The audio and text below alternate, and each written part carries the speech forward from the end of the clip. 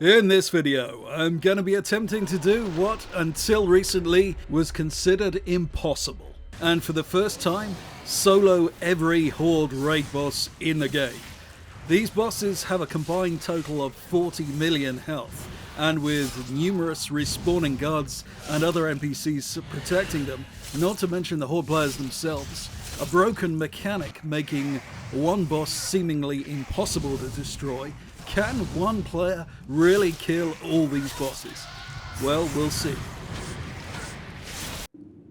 This proved to be very challenging in many ways, but we'll start with what by far is the easiest Horde boss, and that's Lorthema, the Blood Elf leader in Silvermoon.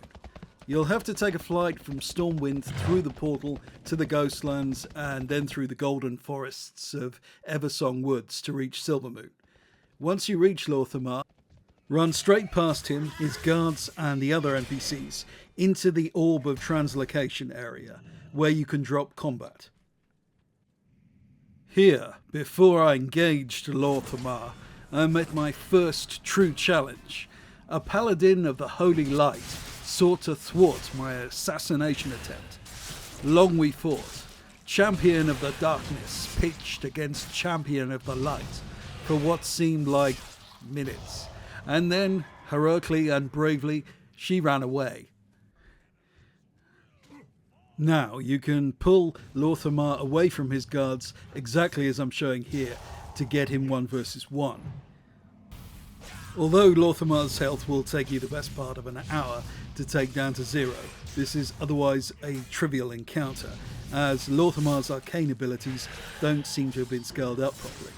It is like fighting a battleship that tickles you occasionally. Also note the fantastic gold making opportunity here.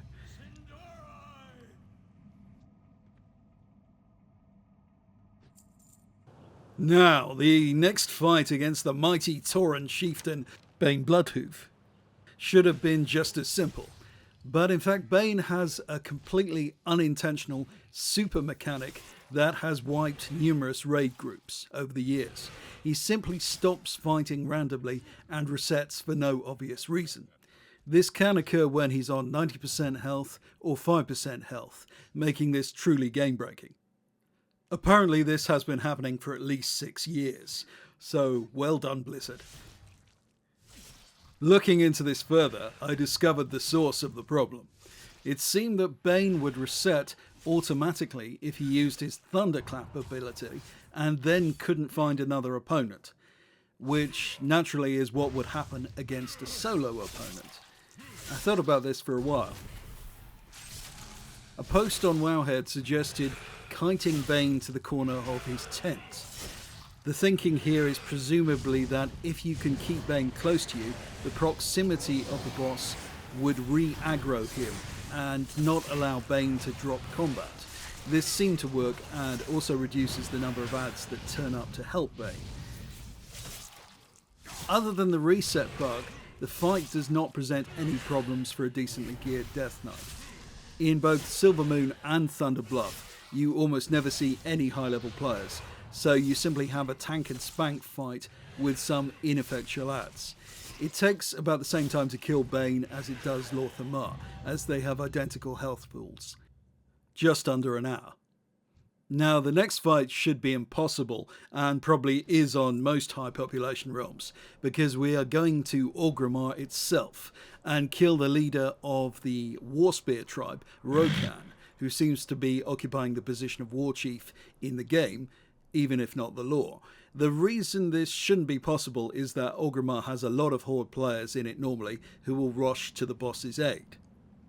I remember the first time I tried this back in Cataclysm, I went through 6 40-man raid groups before I managed to kill the then War Chief Garrosh Hellscream. In every case, the problem was the sheer number of Horde players that moved in on us as we were tackling the boss. So soloing this shouldn't seem plausible without some major exploit. There is, however, one thing about Rokan which gives solo players an edge. As it turns out, Blizzard have messed up Rokan's health, and he stands at just under 3 million health for a solo player. Only 2.5 million with the Death Knight's decomposing aura talent. That seemed much more doable. By comparison, the boss of Ashran, Volrath, who I can solo regularly, has 4 million health. To avoid enemy players, I began trying to kill Rokan very late at night when most Horde players would be asleep. Despite Rokan's low health pool, he is no pushover. He deals a version of Shadow Word Pain, which stacks up dramatically till it's doing over 20k per tick. He periodically hexes you and deals a debuff reducing your healing by 60%. This removes a lot of the Death Knight's invincibility, which is centered around the healing from Deathstrike. I died several times attempting to kill Rokan because of this, and went away and reworked my strategy completely.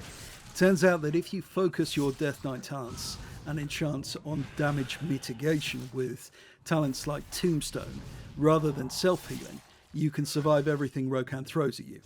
There's still the problem that even in the middle of the night, some insomniac player will try and interfere.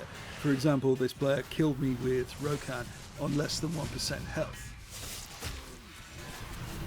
Now, fortunately, my Covenant Venthia has an ability which produces a stone statue on death, which deals a significant amount of damage, which turned out to be enough to finish off Rokan and get the achievement. This was literally as close a fight as you could possibly get, but it was a win and the achievement confirms this. Finally, and for this one you'll have to go back in time in Tirisfal Glades, there's Sylvanas in the old Undercity. The whole feel of this fight is way different from the others, showing how much Blizzard used to think about these things properly. Just getting into Undercity without being dismounted by the Bat Riders feels dangerous, and the build-up to the encounter with Sylvanas past multiple guards builds up tension nicely. Sylvanas herself has the same impressive 12 million health Bane and Lorthema have, but killing her takes significantly longer and is significantly harder as she periodically turns invisible, making her untargetable, and then reappearing only for a few seconds in a different location. Although it's possible to figure out when she will reappear from her initial trajectory, this can be difficult and confusing due to the huge number of adds that spawn. This fight takes hours, and because of the sheer number of adds that spawn, you will die if you lose concentration. Sylvanas also has a healing debuff, which tends to hit you at the worst possible moment. Because the fight takes so long, I actually died one time because my armor lost its durability while I was fighting. So if you try this yourself, remember to do repairs before you start. When I actually managed to kill Sylvanas, I thought the encounter was bugged out, as literally nothing happened. I couldn't even locate Sylvanas' corpse, though when I did locate it, I recovered this huge sum of gold. I'm still deciding what to spend this vast fortune on. I suppose Blizzard didn't want to place too much importance on Sylvanas' death, given what a minor character she is and how they've been ignoring her in the recent lore. So why did I do this? Mainly I just did it because it was really satisfying and often challenging, though with the exception of Rokan, often challenging for the wrong reasons. If you want to try this yourselves, having watched this video, a Death Knight and probably most other tanking classes can do this in 265 plus gear. Provided you can concentrate for 4 hours, understand how to get around the Bane glitch, and use appropriate tactics for Rokan during the twilight hours, then it should be fairly easy.